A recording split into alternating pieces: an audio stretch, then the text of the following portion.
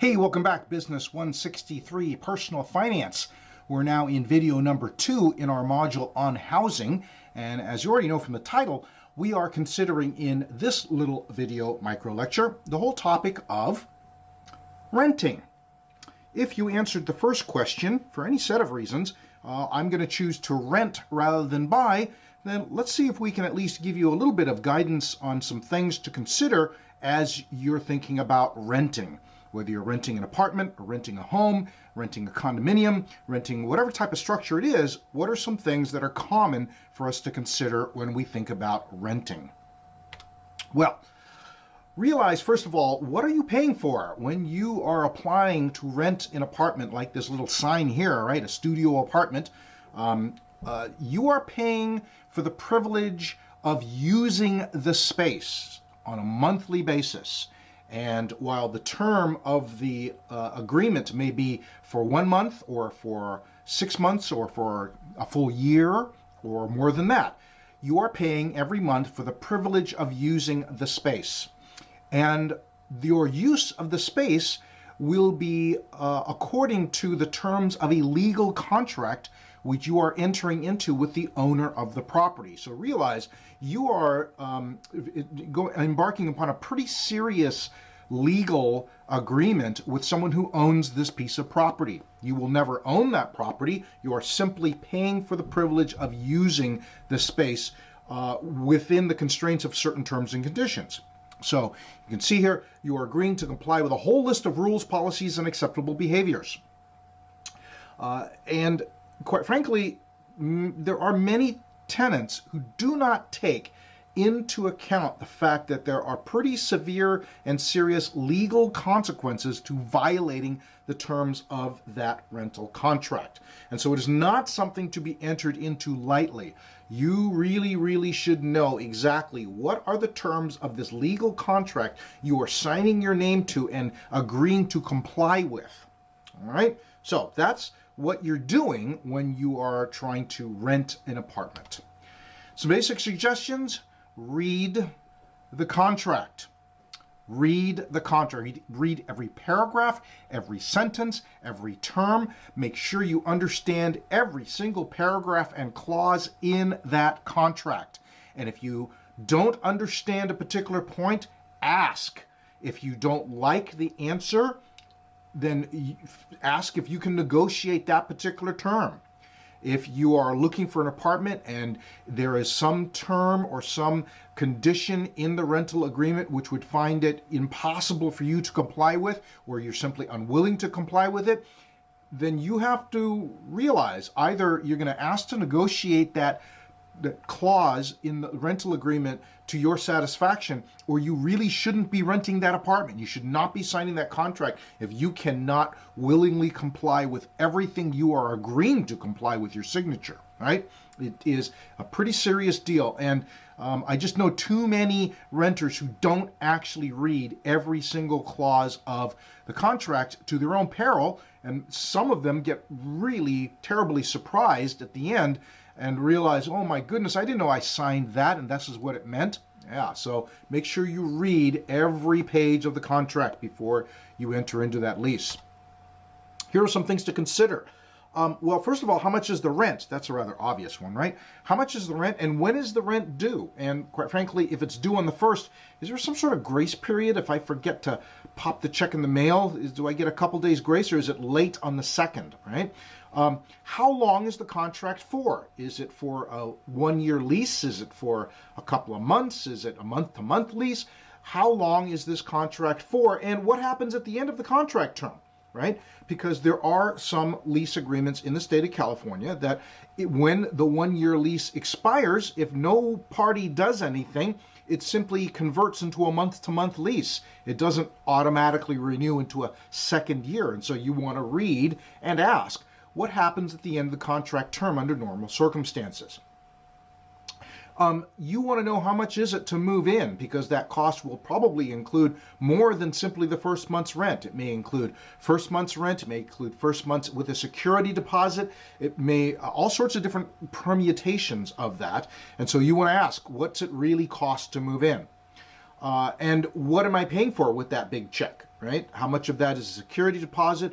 What are contractually are the terms of that security deposit? What does it cover, et cetera, right? All right, with regards to that, what does it cover? What does it not cover? When do I get it back? There are some legal conditions within the state of California typically, but you'll want to ask. And you may not always get an answer from the landlord or from the property manager, but it's worth asking. Have other tenants in this building or in this apartment, when the previous tenants, do they typically get their full deposit back when they leave? Right?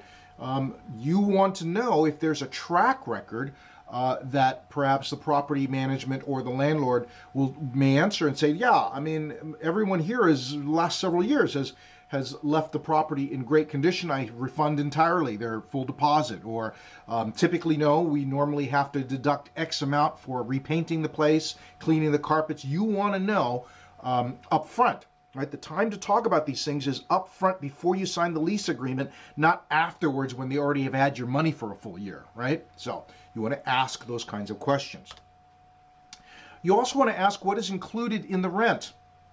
Are there any utilities included? Depending on where you live and the type of building, your rent might include a garbage service or the water, or it may include none of those things, right? You want to know.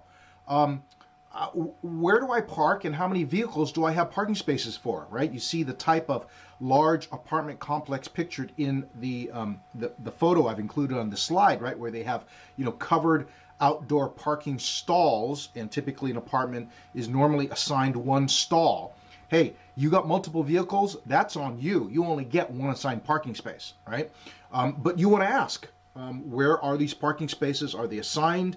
What happens if I park in the wrong place? How aggressive do you guys call a towing company, et cetera, right? With regards to additional storage, you may have a bunch of stuff that you want to put into storage. Does the apartment provide for that in any way whatsoever, or is all that on you? Are there any other building amenities that you should know about? In some larger apartment complexes, there's sometimes a central community gym or a community pool that's for all of the residents, all the tenants in that complex. You want to know what else is included in the rent. And then a very important question in the state of California, if you are not applying with a roommate now, do you have the freedom to select and sublet to a roommate later on, or does the landlord insist on having some say in the matter? Right? You very much want to clear that up front. You do not want to try and sneak in a roommate. You've got a 2-bedroom and you find out later, hey, the contract I signed says that when my original roommate moved out, that the landlord does not allow subletting without his permission or her permission. You want to know all that stuff up front, right? Again, this is not a comprehensive list of questions, but here's some important ones you want to ask, right? Here's a couple more. Who are the other tenants in this building and what are they like? You want to know, is it, if you're in a apartment building or with other tenants in the building, typically is it all young families with children? Are they mostly single working adults? Who else is in this building and what are they like? And then some other straight questions. Hey, what kind of notice is required when I eventually move? Do I have to give 30 days? Do you require longer than that? What's your policy about hanging pictures? Am I allowed to pound nails into the wall? And what happens when I move out with my security deposit, right?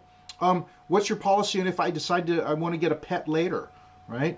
Who do I call? Who do I notify when something breaks? I mean, these are all the kinds of things you want to get up front. And again, this is not a comprehensive list, but I would simply note as someone who has known quite a few landlords as well as renters, right? You want to know all this stuff up front.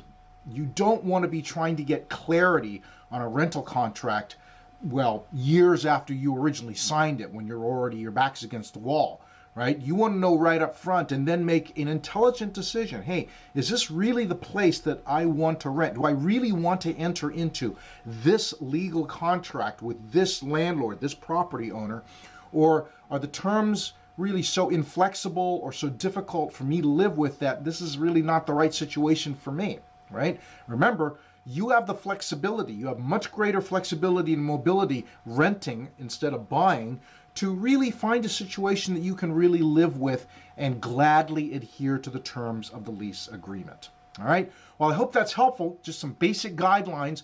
If you have decided, well, when I think of the question of rent or buy, I'm going to rent first, right? If you're thinking of renting, these are some of the things you really want to consider before you decide to sign on the dotted line. All righty, I hope that's helpful. We'll see you in the next lecture.